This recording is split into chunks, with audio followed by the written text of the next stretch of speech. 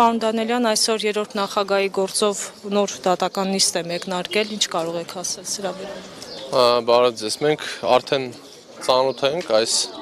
վարչախմբի շինցու քրեական գործերի ինստիտուտի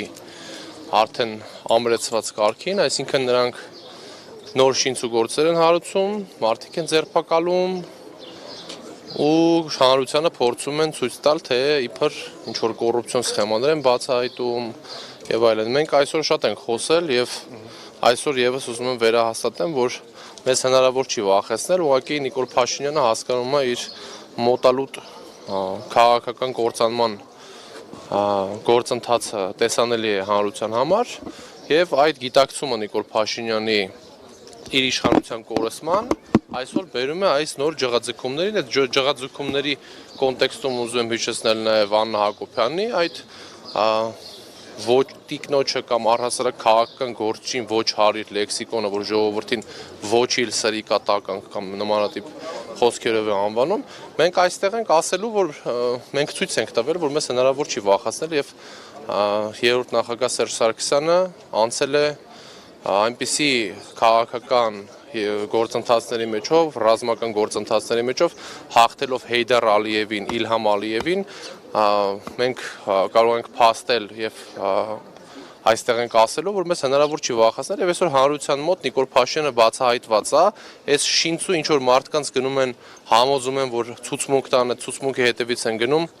միայն նրա համար, որ ցույց տան, որ ինչ որ գործ կա, բայց այս գործը նորից եմ կրկնում, շինցու քրեական գործ է եւ հանրության համար արդեն բացահայտված է։ Նիկոլ Փաշինյանը իր կեղծ քաղաքականությամբ կարողանում է միայն Հայաստանի ներսում այդպես առյուծի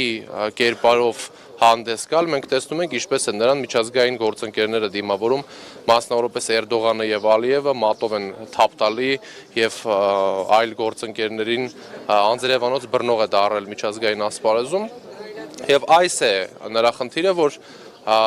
հաղթանակած նախագահներին փորձում է այդ նախագահի ինստիտուտը առհասարակ քանդի ասելով, որ մենք չենք ունեցել հաղթանակներ, մենք չենք ունեցել եռատոն, մենք այս կոռումպացված հասարակություն ենք ունեցել 7 տարի է իշխանության են 7 տարի է մարդկանց խաբում են, որ ինչ որ քրեական գործեր հարուցելով ինչ որ բաներ են հետ բերում եւ վարչական բոլոր լծակներն է իրանց ձեռքում եւ իրավապահներն են իրանց ձեռքում թող ինչ որ մեկն ու մեկի վրա քրեական գործ հարուցեին եւ ցույց տային այդ գողացված գումարները, որոնց մասին նրանք խոսում են։ Գողերը եւ թալանչիները Նիկոլ Փաշինյաններն են, կոռուպցիոներները Նիկոլ Փաշինյաններն են, ովքեր գողացել են Հայաստանի Հանրապետության քաղաքացիներից ոչ միայն գումարները այդ 7 միլիարդ դոլարի կոնտեքստում, այլ նաև գողացել են նրանց հույսը արդարության եւ հայկական ապագայի տեսլականի վերաբերյալ Նիկոլ Փաշինյանն է գողն ու թալանչին, որ գողացել է մեզանից Արցախը, գողացել է 11500 քառակուսի կիլոմետր հայկական հող, գողացել է 200 քառակուսի կիլոմետր հող Հայաստանի Հանրապետությունից եւ գողացել է 7 միլիարդ դոլար պետական բյուջեից, որի համար պետք է պատասխան տան։ Ավինյան Տիգրաններին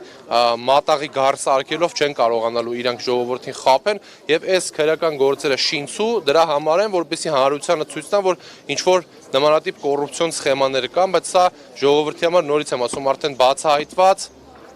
մերկացված process է, որ Նիկոլ Փաշինյանը անում է։